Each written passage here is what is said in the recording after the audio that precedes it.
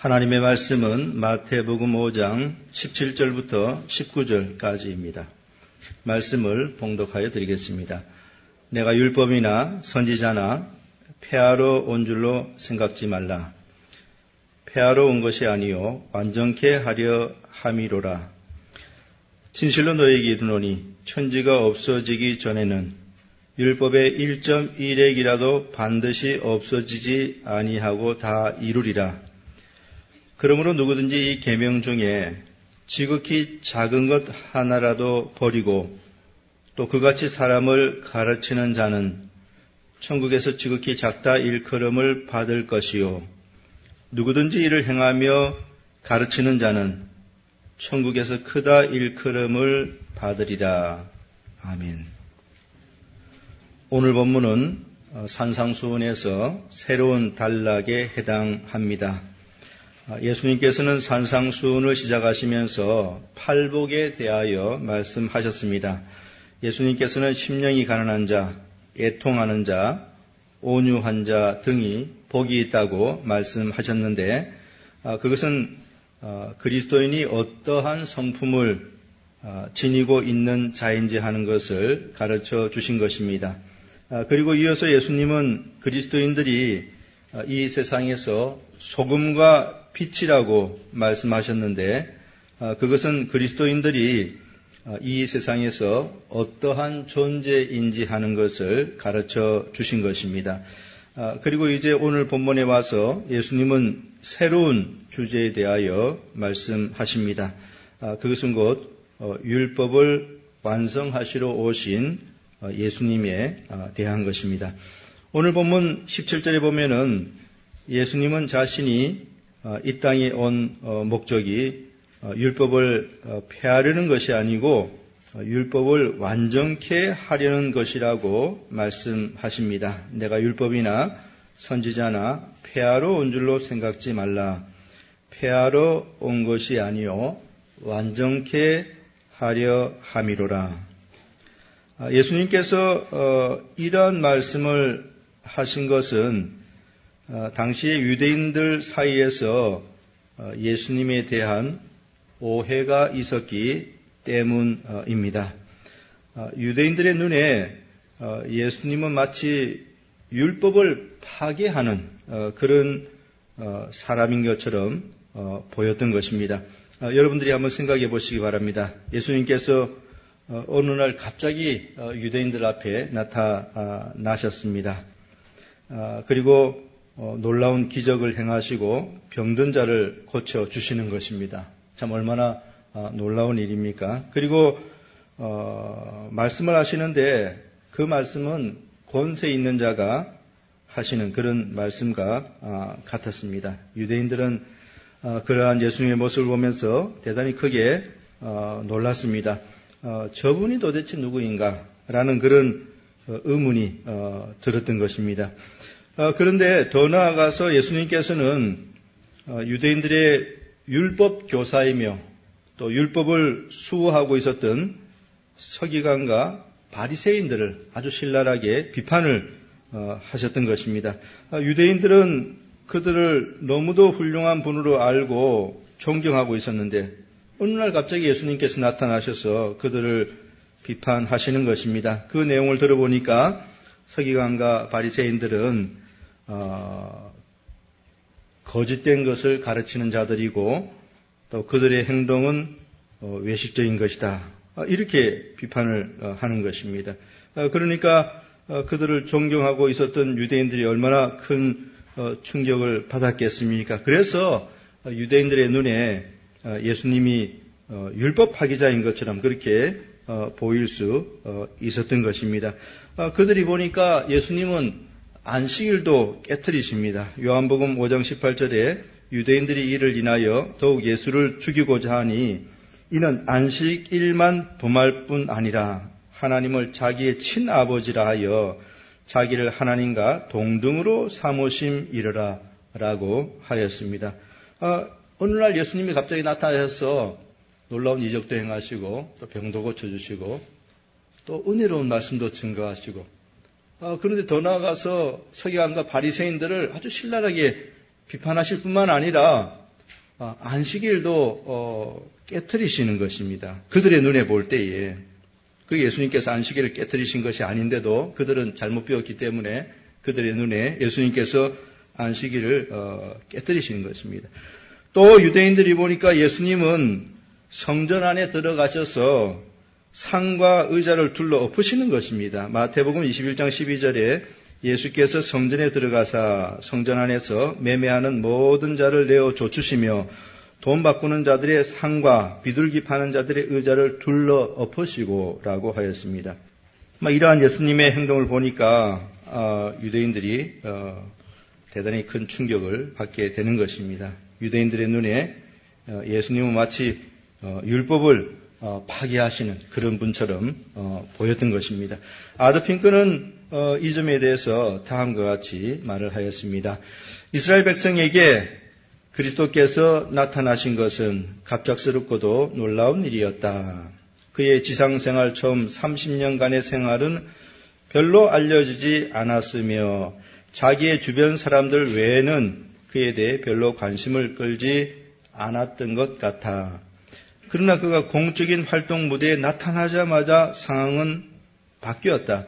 즉 모든 백성들과 지도자들이 그를 주목하게 되었다. 그의 온순함과 겸손으로 말미암아 그는 사람들의 칭찬을 얻고자 하였던 자들과 바리새인과 서기관들이죠. 그들과 금방 구분이 되었다. 병을 고치는 그의 여러 가지 기적에 대한 소문이 곧 널리 퍼지게 되었다. 그가 회개하고 복음을 믿으라고 외쳤을 때에 사람들은 그의 전도의 진정한 성격과 그 의도가 무엇인가에 대해서 의아해했다. 그는 혁명가였는가? 그의 목적은 기존 질서를 전복시키려는 것이었는가? 성경에 대해서 특별히 모세율법에 대한 그의 태도는 어떠하였는가? 그는 성경의 신적 권위를 부인하였는가? 사람들의 마음속에 이러한 의문들이 일어났으며 거기에 대해서 명확한 답변이 필요하였다. 그리스도의 설교는 바리새인들과 사두개인들의 설교와 전적으로 달랐는데 사람들은 그가 하나님의 말씀의 권위를 전복시키고 그 대신에 자기의 것으로 대치시키려는 의도를 가지고 있다고 생각하였다. 그리스도가 장로들의 유전을 무시하였기 때문에 종교 지도자들은 그를 경건의 실제적인 기초를 파괴하려는 협작꾼이라고 생각하였고 그가 도덕적인 큰 원리들을 의식법보다도 더 강조하였기 때문에 많은 사람들은 그가 레위인들의 모든 체제를 거부한다고 생각하게 된 것이다. 아더 핑크가 이 부분을 아주 잘 설명을 해주고 있습니다. 예수님이 갑자기 나타나셔서 행하신 그런 말씀과 또 행동들은 유대인들의 마음에 많은 의문을 남겼습니다. 그는 혁명가인가? 그의 목적은 기존 질서를 전복시키려는 것인가? 그는 성경의 신적 권위를 부정하는가 같은 그런 의문들인 것이죠. 로이드 존스 목사님도 이 점에 대해서 아더 핑크와 비슷하게 다음과 같이 설명을 해주고 있습니다. 제가 여러분에게 상기시킨 바 있지만 주님은 바리새인과 서기관들과 그들의 가르침을 일부러 비판했습니다. 그런데 그들은 지도자요 교사들로 인정받던 자들이었으며 백성들은 그들이 말하고 가르친 것을 행할 준비가 되어 있었습니다. 서기관과 바리새인들은 유대 백성들의 율법 교사들이었죠. 그들은 그 나라에서 매우 출중한 인물들이었습니다. 대단히 존경을 받고 있던 그런 사람들이었습니다. 하지만 갑자기 거기에 학교도 다닌 적이 없는 사람이 예수님에 대해서 이렇게 표현했습니다. 학교도 다닌 적이 없는 사람이 백성을 가르쳤을 뿐만 아니라 그들의 권위 있는 가르침을 탄핵했습니다. 거기에 더하여 그의 모든 시간을 율법을 해석하는 일에도 쓰지 않았습니다. 서기관과 바리새인들은 그저 그냥 가르친다고 하면 율법 해석하는 그런 일에만 시간을 썼는데 예수님은 그러지 않았다는 것입니다. 그는 하나님의 은혜와 사랑의 교리를 설교했는데 탕자와 같은 비유들을 소개하였습니다.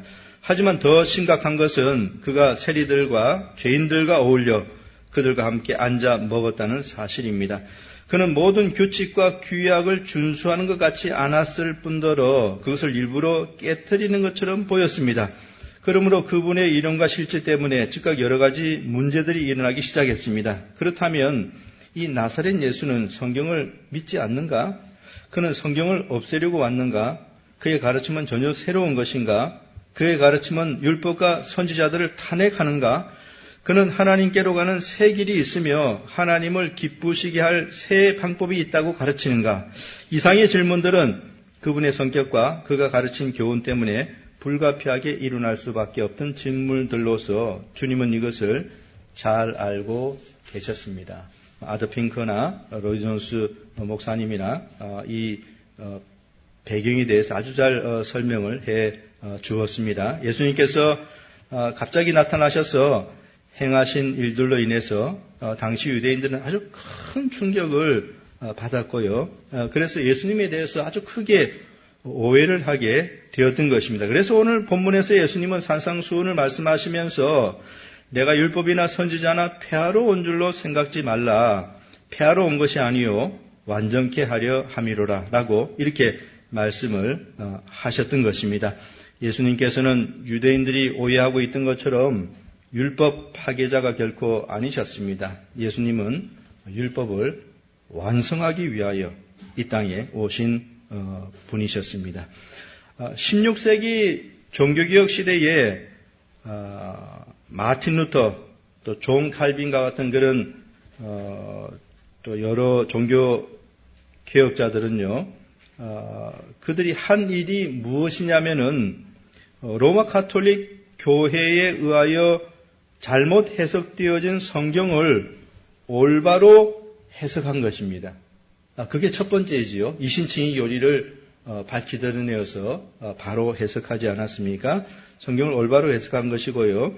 또 다른 것은 로마 가톨릭 교회의 미신적인 예식들을 비판하였던 것입니다. 종교개혁자들이 한 일이 바로 그것입니다. 교회가 너무 부패하고 타락해져 갔기 때문에 종교개혁자들은 그것을 비판한 것이지요. 종교개혁자들이 성경을 무시하거나 폐지하려고 했던 것은 결코 아니고요. 로마 가톨릭 교회의 오류를 바로 잡으려고 했던 것입니다. 예수님께서 오셔서 한 일이 바로 그와 같은 일인 것입니다. 서기관들과 바리새인들이 율법주의를 가르쳤습니다. 그 대단히 비성경적인 것이죠. 사람이 자기의 공로를 가지고 구원을 얻을 수 있다는 그런 잘못된 구원관을 가르쳤습니다. 그래서 백성들을 다 외식자들로 만들어 놓았죠. 그렇게 부패하고 타락하게 그들이 교회를 만들어 놓았는데요. 예수님께서 오셔서 바로 그것을 바로 잡아주신 것입니다. 예수님께서 하신 일은 구약 성경이 진정으로 의미하는 바가 무엇인지를 유대 백성들에게 가르쳐 주셨습니다. 마태복음 5장 21절부터 48절까지의 말씀이 바로 그것입니다. 이 마태복음 5장 21절부터 48절까지의 말씀은 예수님께서 율법을 올바로 해석해 주신 것입니다. 당시의 서기관들과 바리새인들은 율법을 엉터리로 해석해서 가르쳤습니다. 예수님께서는 그것을 교정해 주신 것입니다. 또 예수님께서는 올바른 신앙생활이 무엇인지 하는 것도 유대인들에게 가르쳐 주셨습니다. 그들이 잘못 배웠기 때문에 외식적으로 잘못 행하고 있었죠. 그래서 예수님께서는 그렇게 해서는 안 된다. 그것은 형식적인 것이다. 그것은 잘못된 것이다. 그렇게 질책하시면서 바른 신앙생활이 무엇인지 하는 것을 가르쳐 주셨습니다. 마태복음 6장 1절부터 18절까지 보면은 예수님께서는 진정한 구제가 무엇인지 또 진정한 기도가 무엇인지 하는 것을 그들에게 가르쳐 주셨습니다. 서기관과 바리새인들은 구제할 때 나팔을 불었죠. 그들은 기도할 때에 회당과 큰 거리 어귀에 서서 사람들 보는 앞에서 기도하였습니다. 그러나 주님은 오른손이 하는 것을 왼손이 모르게 구제해야 된다고 하였고요. 또 골방에 들어가서 하는 기도가 바른 기도라고 그렇게 가르쳐 주셨습니다. 또 서기관과 바리새인들은 금식할 때에 얼굴을 흉하게 만들었습니다. 왜 그렇게 했을까요? 사람들이 그 얼굴 모습을 보면서 저분은 지금 금식하고 있구나. 대단히 훌륭한 일을 하고 있구나. 그런 칭찬을 얻으려고 그렇게 했던 것이죠. 예수님께서는 그렇게 해서는 안 된다고 그렇게 말씀해 주셨습니다. 진정한 금식은 하나님께 보이게 하는 것이라고 그렇게 말씀을 하셨습니다. 이처럼 예수님께서 하신 일은 성경을 올바로 해석해 주신 것과 또 잘못된 신앙생활을 교정해 주셨던 그런 것입니다. 그럼에도 불구하고 당시 유대인들은 너무나 오랫동안 서기관들과 바리새인들의 거짓된 가르침에 익숙해져 있었기 때문에 예수님의 모든 행동과 가르침은 마치 기존의 모든 것들을 뒤엎어버리려는 그런 것처럼 보였던 것입니다. 그래서 오늘 본문에서 예수님은 자신이 율법을 폐하러 온 것이 아니라 율법을 완성하기 위하여 오셨다고 그렇게 말씀을 하시는 것입니다. 내가 율법이나 선지자나 폐하러 온 줄로 생각지 말라. 폐하러 온 것이 아니요 완전케 하려 함이로라. 오늘 이 본문 그 17절에 보면은요, 율법이나 선지자나라고 이렇게 말을 하고 있는데요. 율법이나 선지자나. 이것은 구약 성경을 의미합니다. 누가복음 24장 44절에서도 이런 표현을 가지고 구약 성경을 의미한 것이 있습니다. 또 이르시되 내가 너희와 함께 있을 때에 너희에게 말한 바 곧 모세의 율법과 선지자의 글과 시편에 나를 가리켜 기록된 모든 것이 이루어져야 하리라 한 말이 이것이라 하시고, 여기 모세의 율법, 선지자의 글, 시편, 이것은 바로 구약 성경을 의미하는 것입니다. 구약 성경에는 율법이 있지요. 율법은 세 가지로 나누어집니다. 제사법, 민법, 그리고 도덕법입니다. 구약 성경에는 이런 율법이 있고, 그 다음에 이제 시편이 있고, 그 다음에 또 선지자의 글들이 있습니다. 선지자의 글들이라고 하는 것은 모세의 율법을 해석하고 적용한 그런 내용들이 거기에 있고, 또 메시아 예언들이 있습니다.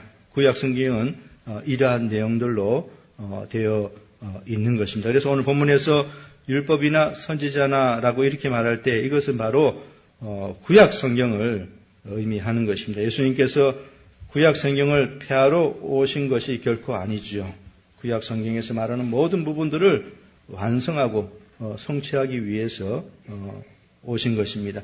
오늘 보면 17절에 완전케 하려 함이로다라고 하는 이 말은요, 성취한다, 이룬다라고 하는 그런 의미를 가지고 있습니다. 예수님께서는 이 땅에 오셔서 일평생 사시면서 율법을 완전하게 지키셨습니다. 또 십자가에서 죄를 짊어지시고 율법의 저주를 대신 받으심으로 구속사역을 완성하셨습니다. 그래서 예수님은 율법의 완성자이신 것입니다. 로마서 10장 4절에 그리스도는 모든 믿는 자에게 의를 이루기 위하여 율법의 마침이 되시니라 라고 했는데요. 율법의 마침이 된다는 것은 바로 율법의 완성자라는 그런 의미입니다.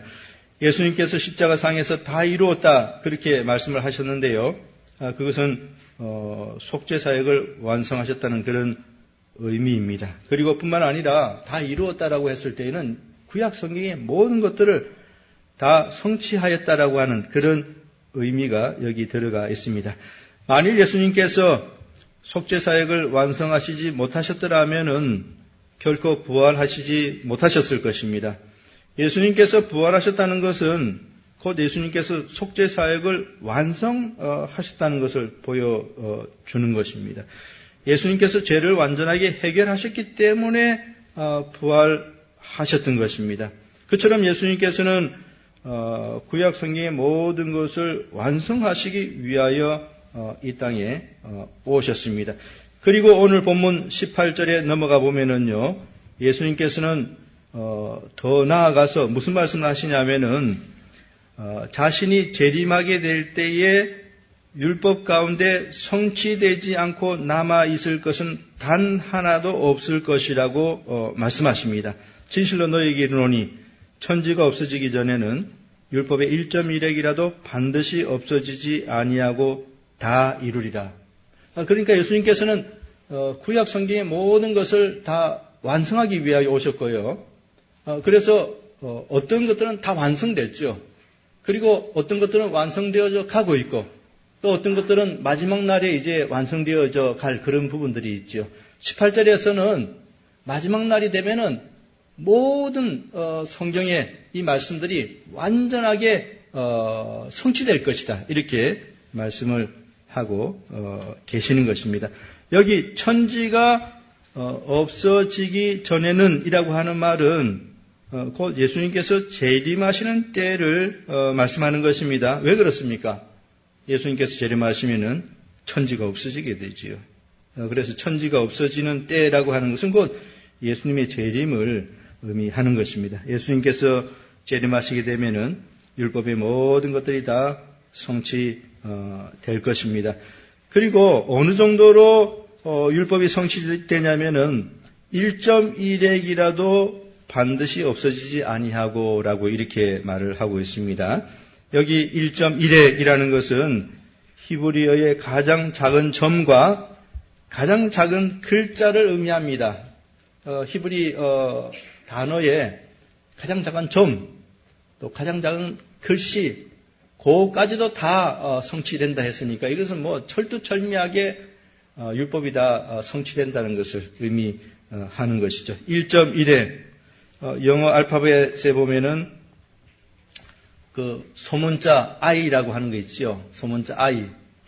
네? 이래서 선을 긋고 그 위에다가 점을 하나 꼭 찍지 않습니까? 1.1핵이 바로 소문자 I의 점이라고 생각하시면 됩니다. 그 점 하나까지 다 성취된다라고 하는 그런 의미인 것입니다. 그러니까 예수님께서 재림하실 때에 성취되지 않고 남아있을 그것은 율법에서 단 하나도 없다라고 그렇게 가르쳐 주시는 것입니다. 구약 성경의 모든 것들이 완전하게 성취될 그런 날이 도래하게 된다는 것을 여기서 말씀하시는 것입니다. 사랑하는 성도 여러분, 우리들은 구약 성경뿐만 아니라 신약 성경까지도 포함하여서 이 성경에 있는 모든 약속들이 1.1회까지도 다 마지막 날에 완전히 성취된다는 사실을 우리가 굳게 믿으면서 신앙생활을 해 나가야 하겠습니다. 하나님의 말씀은 반드시 모든 것이 다 성취되게 되어 있습니다. 내가 율법이나 선지자나 폐하러 온 줄로 생각지 말라. 폐하러 온 것이 아니요 완전케 하려 함이로다. 진실로 너희에게 이르노니 천지가 없어지기 전에는 율법의 1.1핵이라도 반드시 없어지지 아니하고 그 다음에 뭐라고요? 다 이루리라. 완전한 성취를 의미하는 것입니다. 그렇기 때문에 예수님에 대해서 오해하고 있던 유대인들은 예수님을 율법의 파괴자로 오해를 하고 있었습니다. 예수님께서는 그들에 대해서 어떻게 교정을 시켜줬냐면은 나는 율법의 파괴자가 아니라 율법의 완성자이다. 이렇게 말씀을 해 주신 것입니다. 그리고 이제 오늘 본문 19절에 보면은 그러므로 누구든지 이 계명 중에 지극히 작은 것 하나라도 버리고 또 그 같은 사람을 가르치는 자는 천국에서 지극히 작다 일컬음을 받을 것이요 누구든지 이를 행하며 가르치는 자는 천국에서 크다 일컬음을 받으리라라고 말씀을 하셨습니다. 여기 19절 앞에 그러므로라고 하는 이 접속사가 들어가 있죠. 그러니까 이 19절은요. 17절, 18절에서 예수님께서 말씀하신 이 교리를 적용하고 있는 것입니다. 여러분 성경에 보면 그러므로라고 하는 단어가 나올 때 바로 그 뒤에 나오는 것들은 적용이지 않습니까? 앞에서 교리를 말하고 난 다음에 그러므로 이 교리를 배웠다면은 뭐 이렇게 하라. 이런 이제 적용이 가는 것이죠. 여기 19절이 바로 그런 성격을 가지고 있는 것입니다. 19절은 17절, 18절에서 말씀하신 교리에 대한 적용의 말씀입니다. 그래서 19절에서 뜻하는 바는요. 예수님께서 율법을 성취하시기 위하여 오셨고 또 율법은 1.1핵이라도 다 남김이 없이 철저하게 성취될 것이기 때문에 그러므로 어떻게 해야 됩니까? 그러므로 어떻게 해야 되는 것이죠? 그러므로 하나님의 말씀을 설교하는 사람들은 율법의 지극히 작은 것 하나까지도 존중하고 사랑하며 그것을 실행하고 그것을 가르쳐야 하는 것이 마땅하다는 것입니다. 오늘 19절이 의미하는 바가 그것입니다. 율법이 남김없이 1.1회까지 다 성취될 것이기 때문에 그 율법을 설교하는 사람들 또 그 율법을 가지고 있는 그리스도인들은 그 율법을 존중하고 사랑하고 또 실천하고 또 그것을 다른 사람들에게 가르쳐야 한다는 것입니다. 19절 말씀이 바로 그것을 의미하는 것입니다. 예수님께서는 자신이 율법의 완성자로 이 세상에 오신 것을 말씀하시고 난 다음에 그 다음에 제자들에게 그렇기 때문에 너희들이 율법을 어떻게 대하여야 하는가 하는 것을 적용적으로 가르쳐 주신 것입니다. 율법을 무시하고 짓밟고 가볍게 여기는 거 이거 대단히 나쁘다는 것을 또한 가르쳐 주시는 것이죠. 예수님께서 율법을 완전케 하기 위하여 오셨고 또 율법의 1.1회까지도 마지막 날에 다 성취될 것이라고 한다면은 율법에 대하여 설교자들의 자세는 어떠해야 하겠습니까?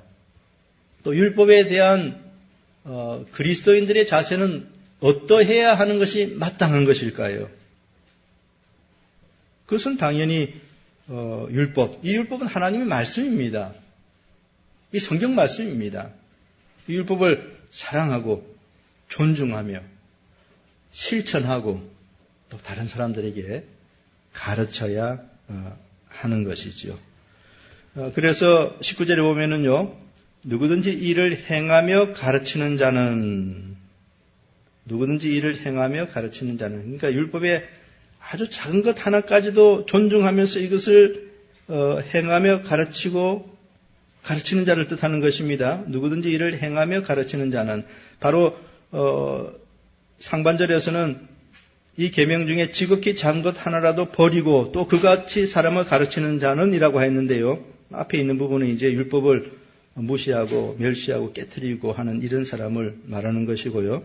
그 대비해서 누구든지 이를 행하며 가르치는 자는이라고 했을 때 이것은 율법을 사랑하고 또 그것을 지극히 작은 것 하나라도 다 귀중히 여기고 그것을 실천하고 또 가르치는 이 사람을 의미하는 것입니다. 그래서 저는 이 19절에 나와 있는 이 율법을 행하며 가르치는 자라고 하는 이 구절을 볼 때에 위대한 청교도들과 또 조나단 에드워드, 로버트 머리 맥체인 그리고 조지 필드 같은 그런 사람들이 생각이 났습니다. 그들은 분명히 여기 이 말씀에 해당하는 그런 분들인 것입니다. 그들은 하나님의 말씀인 율법을 존중하고 사랑하였습니다.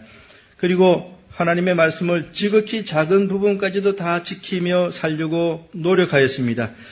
그들은 자신들이 이미 구원을 받았기 때문에 더 이상 율법을 지킬 필요가 없다고 말하면서 율법을 폐기해버리는 그런 사람들이 결코 아니었습니다. 그들은 율법을 사랑하였고 늘 묵상하였으며 그것을 지키려고 노력하였고 다른 사람들에게도 율법을 따라서 경건하게 살아야 된다고 늘 가르치던 그런 사람들이었습니다. 참 그들은 복된 사람들인 것이죠. 누구든지 이를 행하며 가르치는 자, 여러분들도 이와 같은 사람들이 되어야 할 것입니다. 그러나 안타깝게도 율법을 멸시하고 무시하고 또 가볍게 여기고 경시하는 그런 사람들도 있습니다. 그들은 율법을 존중하지 않지요. 그들은 자신들이 율법의 정죄에서 벗어났기 때문에 더 이상 율법과는 아무런 상관이 없다고 그렇게 선언을 합니다. 그리고 자신은 이제 율법과는 상관없이 자기 마음대로 살 것이라고 그렇게 말을 하지요. 그런데요, 그런 사람들은 지금 큰 혼란 가운데 빠져 있는 사람입니다. 그들은 지금 성경에 대해서 아무것도 몰라요. 성경에 대해서 무지합니다. 율법이 무엇인지 또 그것을 어떻게 바르게 이해해야 되는지 아무것도 모르는 그런 사람입니다. 그들은 율법이 무엇인지를 제대로 깨닫고 있지 못한 그런 사람이지요. 그리스도인들이 율법의 정죄에서 벗어난 것은 분명히 맞습니다.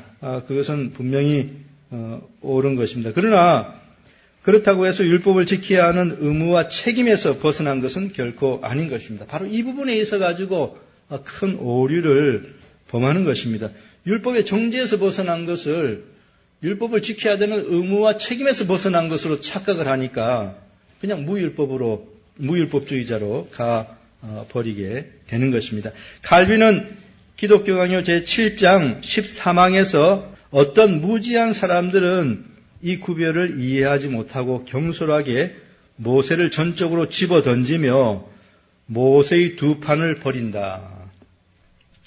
죽음의 직분이 포함된 가르침을 고수하는 것은 명백히 그리스도인이 할 일이 아니라고 생각하기 때문이다. 이 악한 생각을 우리의 머릿속에서 추방하라. 모세의 훌륭한 교훈에 의하면 율법은 죄인들 사이에서는 죽음만을 만들어내지만 성도들 사이에서는 더 좋고 훌륭한 이용법이 있다고 한다. 그러니까 율법이 불신자들에게는 정죄하는 그 기능이 있죠. 그러나 이미 구원을 얻은 그리스도인들에게는 성화의 목표인 것입니다. 바로 그것을 지금 이야기하고 있는 것이죠. 그런데 성화의 목표인 이 율법의 성격을 모르고 그것을 갖다가 집어 던져버리니까 이 사람은 이제 삶이 아주 방탕하게 될 수밖에 없는 것이죠. 성도들 사이에서는 더 좋고 훌륭한 이용법이 있다고 한다.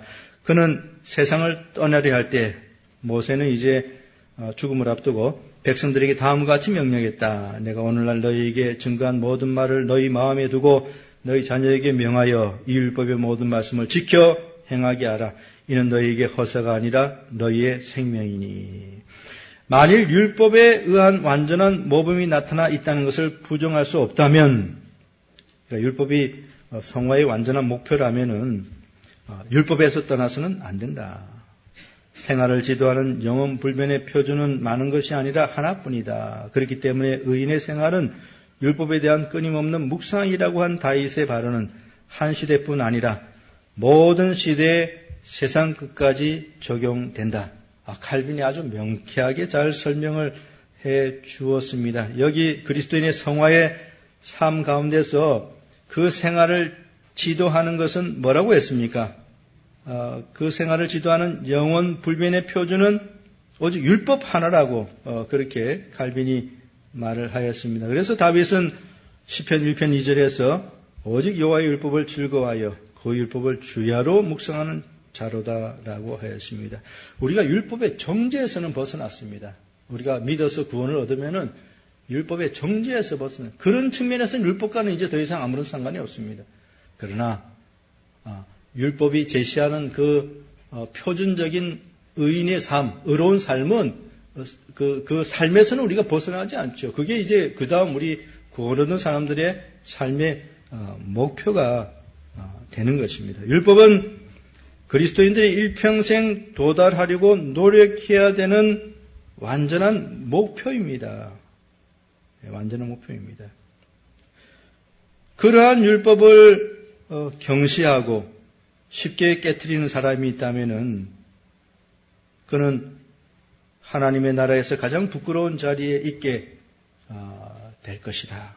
라고 그렇게 예수님께서 오늘 본문에서 말씀을 해 주셨습니다. 그러므로 누구든지 이 계명 중에 지극히 작은 것 하나라도 버리고 또 그같이 사람을 가르치는 자는 천국에서 지극히 작다 일컬음을 받을 것이요. 여기 19절에 보면은요. 율법을 존중하고 사랑하고 실천하는 사람은 크다 일컬음을 받을 것이라고 하였고 반대로 율법을 멸시하고 또 무시하고 가볍게 생각하는 사람은 지극히 작다 일컬음을 받을 것이라고 하였는데요. 이게 정확하게 무슨 의미일까요? 이것이 의미하는 바가 좀 더 정확하게 무엇인가 하는 것입니다. 율법을 자기 마음대로 재단질하여 어떤 계명들은 사소한 것이기 때문에 지키지 않아도 상관이 없다고 가르치는 사람에 대해서 우리가 한번 생각해 보도록 합시다. 이런 사람이 있다고 합시다. 율법을 자기 마음대로 재단해가지고 어떤 것들은 너무 사소한 것이기 때문에 여러분들이 건너뛰어도 된다. 이런 식으로 가르치는 사람이 있다고 생각해 봅시다. 그는 분명히 율법을 무시하는 그런 사람인 것이죠. 그는 율법을 존중하는 사람이 아닙니다. 자기가 지금 권위자이고 판단자입니다. 성경 위에 있는 아주 교만한 사람이죠. 그 사람에 대해서 예수님은 그런 천국에서 지극히 작다 일컬음을 받을 것이라고 말씀을 하였는데요. 윌리엄 핸드릭스는 이것의 의미에 대해서 뭐라고 해설을 하였냐면은 지극히 작다고 일컬음 받는 것은 곧 제가 이제 핵심적으로 설명을 드리면은요, 하나님 나라 안에서 별 볼 일 없는 위치를 차지하게 될 것이라고 그런 식으로 해석을 하였습니다. 윌리엄 핸드릭스는 이렇게 말을 합니다. 비록 모든 것이 다 은혜로 말미암고 그 나라의 시민의 공로에 의해서 획득된 것은 전혀 아무것도 없다 할지라도 공로 위에서 하나님 나라에 들어온 것이 아니라는 그런 말을 이렇게 표현한 것입니다. 그 나라 안에서의 지위 혹은 위치는 하나님의 거룩한 율법에 대한 그의 존중에 따라 좌우되며 또 그것에 비례한다. 윌리엄 핸드릭스는 이렇게 말을 했습니다. 하나님 나라에서의 위치는 율법에 대한 존중과 비례한다고 하였습니다. 그러니까 율법을 무시하는 사람은 하나님 나라에서 낮은 자리로 떨어지게 되지만은 율법을 존중하는 자는 훌륭한 지위를 얻게 된다는 그런 것을 뜻하는 표현인 것입니다. 그런데요, 루터는 천국에서 지극히 작다 일컬음을 받는다는 것을 아예 천국에서 배제되는 것으로 다음과 같이 해석을 하였습니다. 주님은 다음과 같이 말씀하시는 것이다. 나는 이것을 아주 강하게 강조할 것이다. 나는 단지 율법을 폐지하지 않는 것만이 아니다. 만약 어떤 설교자가 율법의 지극히 작은 부분이라도 느슨하게 만들거나 무시하면 그는 나에게 속한 설교자가 아니다. 그리고 그는 저주를 받을 것이며 천국에서 배제될 것이다. 천국에서 지극히 작다 일컬음을 받을 것이요 라는 구절은 단순히 그가 천국에 있지 않을 것이라는 것을 의미하는 것이 아니라 그가 하나님의 계명을 경멸하는 것을 사소한 것처럼 여긴 것 같이 그도 멸시를 당하고 배척을 당할 것이라는 것을 의미한다. 그러니까 핸드릭스는 율법을 좀 무시하더라도 여전히 하나님 나라 안에서 낮은 위치를 차지한다. 이런 식으로 해석을 한 데 반해서 루터는 율법을 무시하는 사람은 아예 하나님 나라에서 배제한다는 것을 예수님께서 이처럼 표현하셨다라고 그렇게 해설을 한 것입니다. 그래서 루터와 핸드릭스는 지극히 작다 일컬음을 받는 것이요라는 것을 이제 서로 조금씩 다르게 해석하였지만은 그러나 전달해 주고자 하는 뜻은 결국 같은 것입니다. 그렇지 않습니까? 율법을 경시하는 자는 저주를 받을 것이고 또한 천국에서 배제될 것이지요. 루터의 해석이 저는 더 마음에 듭니다. 율법을 경멸하고 멸시하는 사람이 어떻게 하나님 나라에 들어갈 수 있을까? 이런 의문 때문인 것이지요. 이 본문은요, 해석하기가 쉽지 않은 구절입니다. 그래서 제가 루터와 핸드릭슨 이 서로 다른 이런 견해를 여러분들에게 설명해 주고 있는 것이죠. 어쩐지 간에 율법을 경시하는 자는 저주를 받을 것이고 또한 천국에서 배제될 것입니다. 설령 그 사람이 천국 안에 있다고 하더라도 구원을 받아서 천국 안에 있는 사람이라고 하더라도 그는 아주 낮은 부끄러운 자리에 가 있을 것이죠. 그거 예수님께서 말씀하신 것 아니겠습니까? 율법을 존중하고 사랑하며 그것을 실행하고 다른 사람들에게 그렇게 하도록 가르치는 사람은 천국에서 크다 일컬음을 받을 것이라고 했습니다. 위대한 청교도들, 조지 필드, 조나단 에드워드, 로버트 머리 맥체인 등과 같은 사람들은 분명히 하나님 나라에서 하나님으로부터 어떤 대우를 받을까요? 아주 따뜻한 대우를 분명히 받을 것입니다. 그러나 율법을 무시하고 멸시하고 마음대로 재단해가지고 어떤 것들은 지키지 않아도 된다고 이런 식으로 엉터리로 가르치는 사람은 설령 그 사람이 하나님 나라 안에 있다고 할지라도 그는 아주 부끄러운 대우를 받게 될 것입니다. 우리들은 성경 말씀 가운데 지극히 작은 것 하나라도 버리면 안 됩니다. 우리는 하나님 말씀을 늘 사랑하고 존중하며 또 실천하고 또 다른 사람들에게 그것을 가르치는 그런 사람들이 되어야 하겠습니다. 그러므로 누구든지 이 계명 중에 지극히 작은 것 하나라도 버리고 또 그와 같이 사람을 가르치는 자는 천국에서 지극히 작다 일컬음을 받을 것이요 누구든지 이를 행하며 가르치는 자는 천국에서 크다 일컬음을 받으리라. 사랑하는 성도 여러분, 여러분들은 율법에 대하여 어떤 마음을 가지고 있습니까? 여러분들은 하나님의 말씀에 대하여 어떤 마음을 가지고 있습니까? 작은 부분이라도 소중히 여기며 그 말씀을 지키려고 노력하는 그런 신자들입니까?